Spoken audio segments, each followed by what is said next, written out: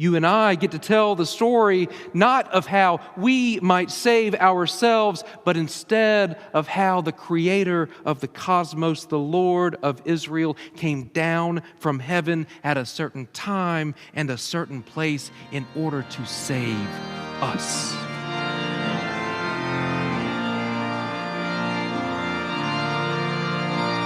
I would be remiss if I didn't begin tonight by bringing all y'all greetings from Hendricks Avenue Baptist Church. I would welcome you as well, but President Hart's already done that, and to be honest, this is, of course, y'all's home just as well.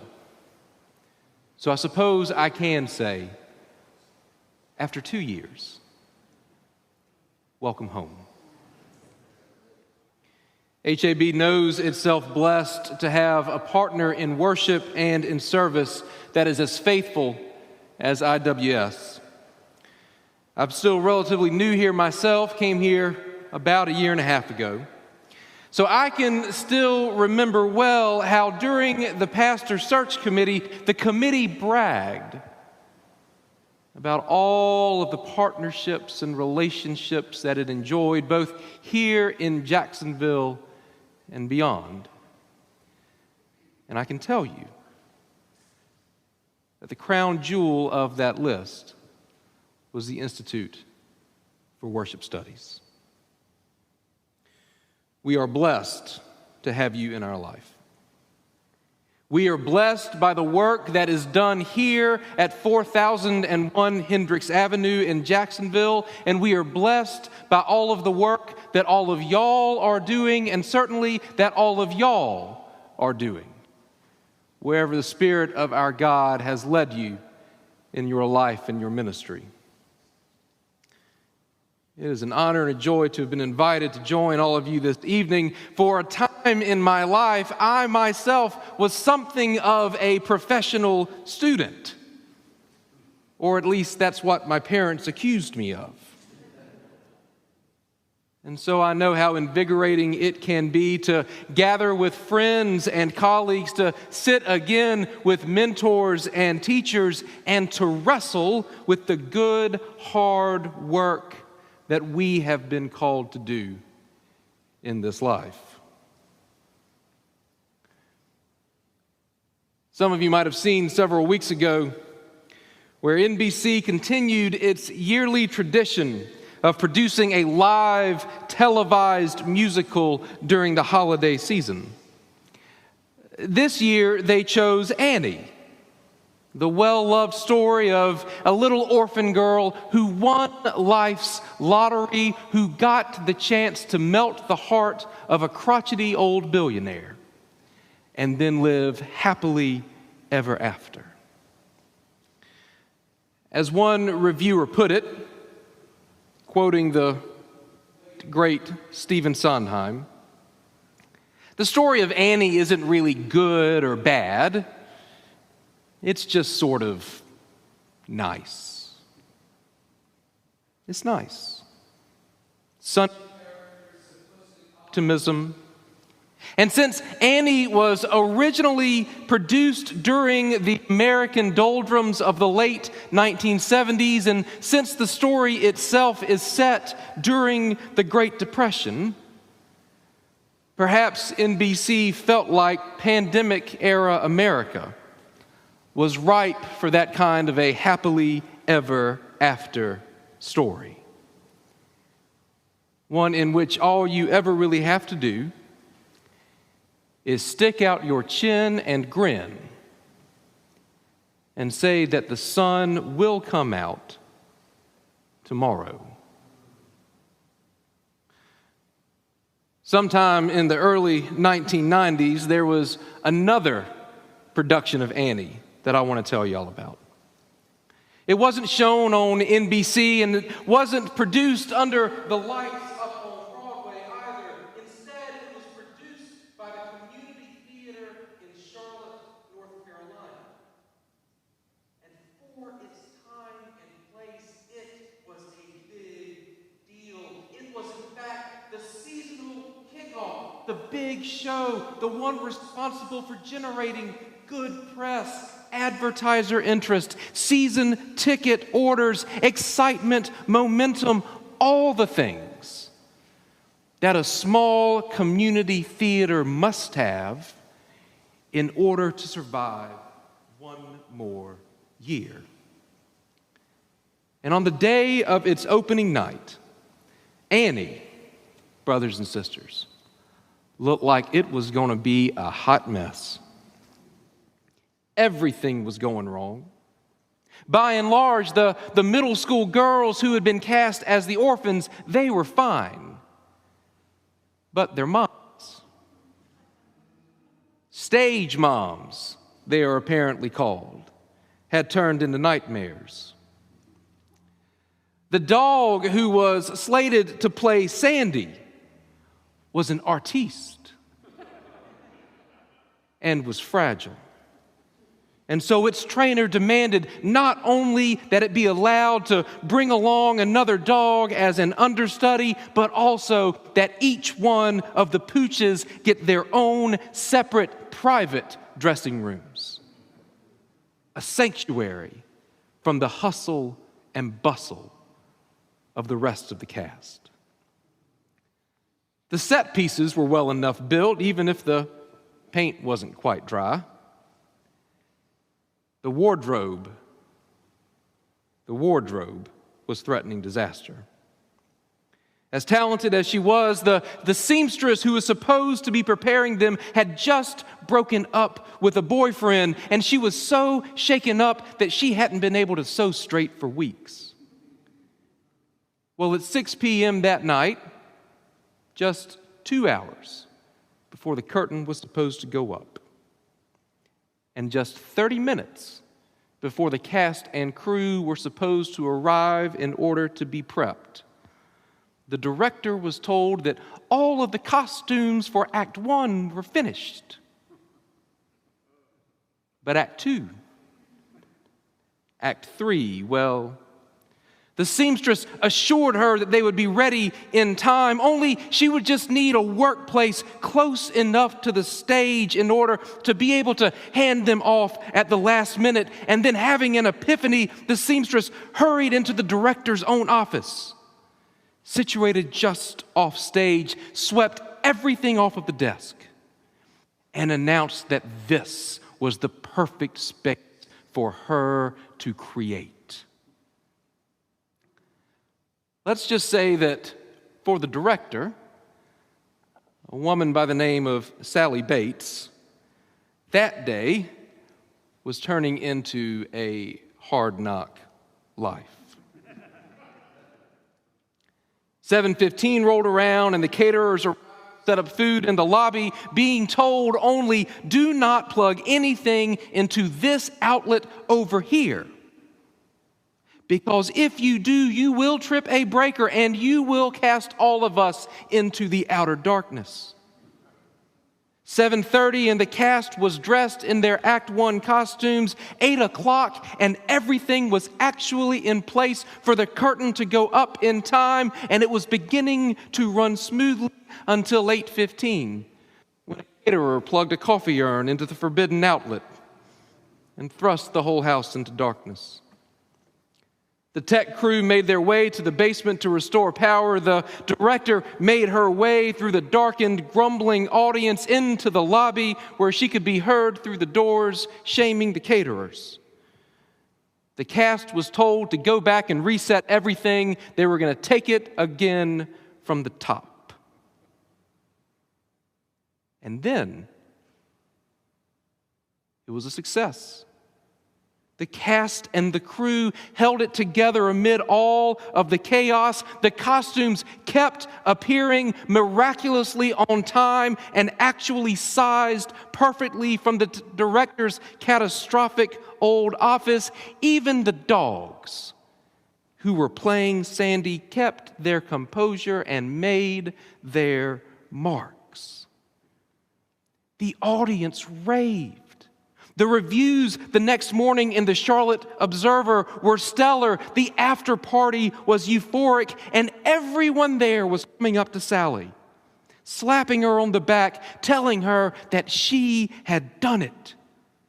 She had pulled off a miracle, and she thought to herself, she had. 4 years of a bachelor's program in dramatic arts, 2 more in Chapel Hill for a master's degree, the years spent as an apprentice, the years spent as an assistant. Sally had successfully brought all of it to bear that night. And she had done the one thing that she had wanted to do all her life in the face of more adversity than she ever could have imagined. And yet, leaving the party that night, well after midnight, delirious from all the adrenaline, a little bit tipsy perhaps from some celebratory champagne, as she was crossing the parking lot to her car, she looked up and she saw the biggest, brightest moon, she says, she has ever seen. And as she stood there in its light, she had an epiphany. If I am ever going to work this hard and be this stressed again in my life, she stood there and said to the skies, it will not be for something as small as Annie. It will only be for you. Sally finished out that season and hung around for one more just to put pieces in place. Then she resigned her position as executive director of the theater and enrolled at Duke Divinity School, where she was a decade later as chaplain when my wife Rebecca and I got there. Tomorrow is the church's Feast of the Epiphany. And tonight we've just heard once again the story of the Magi, one of the strangest stories in the entire New Testament. Tradition remembers them as kings, and many Bibles today refer to them as wise men, but make no mistake, they were in fact Magi, magicians, villains elsewhere in the New Testament, practitioners of dark arts that are forbidden throughout the Old, soothsayers, spiritualists, fortune tellers, inquirers into the secrets of moonbeams and chicken gizzards, astrologers. They show up one day in Jerusalem asking about a king. They say they had looked into the heavens and divined his birth, something that no good, God-fearing child of Abraham would ever do. And they have come to pay him homage. As the story goes, they are directed up the road to Bethlehem, where they find Mary and Joseph and the baby Jesus. And when they got there, they did something interesting. Before they returned to their own homelands, as they knelt there before the child, they presented him with gifts: gold, frankincense, and myrrh. Now, it has been a minute since I have attended a baby shower. But I feel confident in saying that as baby shower gifts go, these are, let's just say, non-traditional. Then again, they were probably better than whatever the little drummer boy did. Over the years, Christians have wondered about these 3 strange gifts. Why gold, frankincense, and myrrh? Matthew doesn't tell us, and so different people at different times have offered different answers. Some of them, like the 6th century Pope St. Gregory the Great, have surmised that these 3 gifts symbolize 3 different aspects of the life of faith. gold for the wisdom of faith, incense for the life of prayer, and myrrh for spiritual discipline.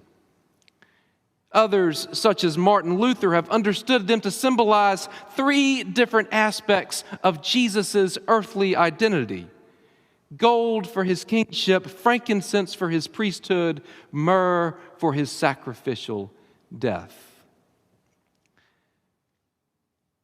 Others, however, have seen in these three gifts something else altogether. As scholars have learned more and more about the history and practices of ancient Magi, they have come to think that the gifts themselves may not, in fact, represent different aspects of who Jesus is, but instead might very well represent different aspects of who the Magi are themselves. Specifically, historians have come to realize that while gold, frankincense, and myrrh might contain any number of symbolic meanings within themselves, one thing that they certainly would have been to Magi in real life is that they were all instruments that would have been used in their magic. Gold for talismans, incense for divination, myrrh mixed into inks to write out magical charms. They were stock in trade for an ancient magus, treasures of theirs, to be sure. And in this scene, we see the Magi come all the way to Bethlehem to lay them down at the feet of the baby Jesus. By this reading, in other words, Matthew's Magi did the very same thing that Sally Bates did in that Charlotte parking lot as she stared up into the night sky. Indeed, the very same thing that each one of you has done as well. The Magi, you see, they didn't just give him gifts. They gave him their very selves. And they did so. We did so. Because they and we realized one day that while there might be some things in this world that are worth working for, there are some things in this world that are actually worth working for. Brothers and sisters, y'all are at the front end of 2 weeks of long, hard work. And therefore, tonight, you deserve a short sermon. And as hard as that might be for me as a Baptist to deliver, I promised Jim that I would do my best.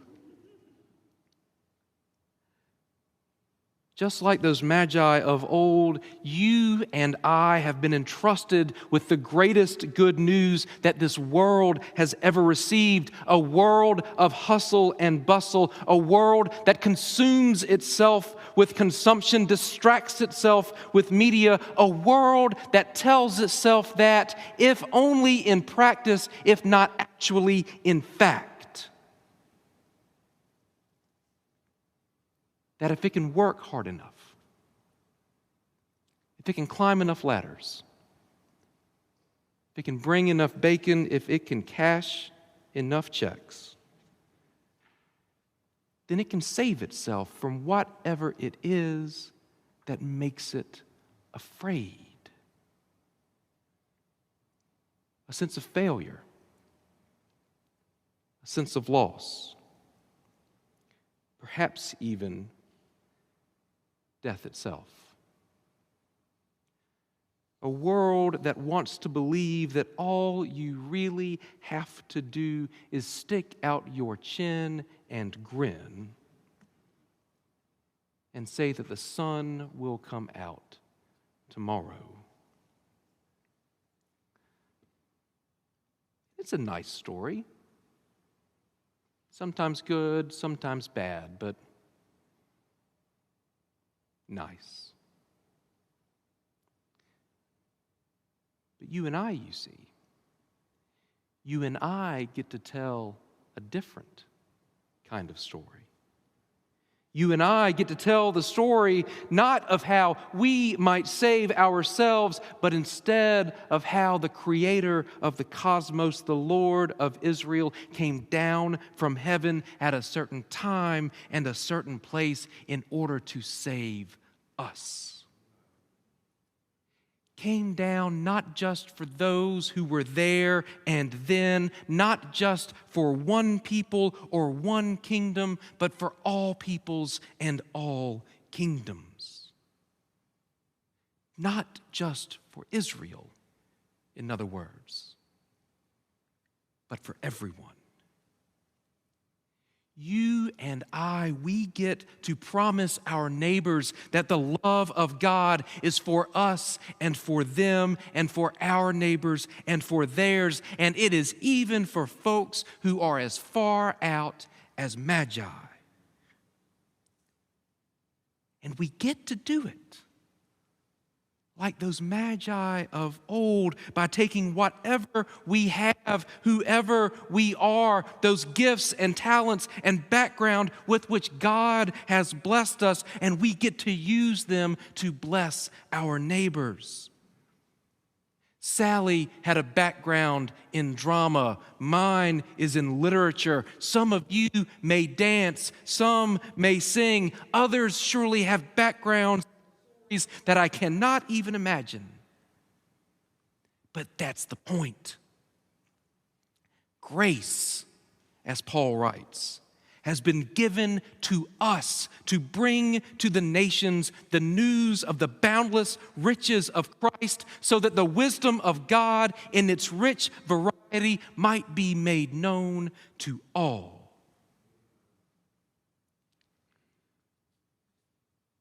Some of you might even be into moonbeams and chicken gizzards. But the point is, whoever you are, whoever we are, whoever we used to be, perhaps, we get to take that and use it to spread the good news of Jesus Christ to the ends of the earth. And is there anything, anywhere on this planet, that is worth working for more than that?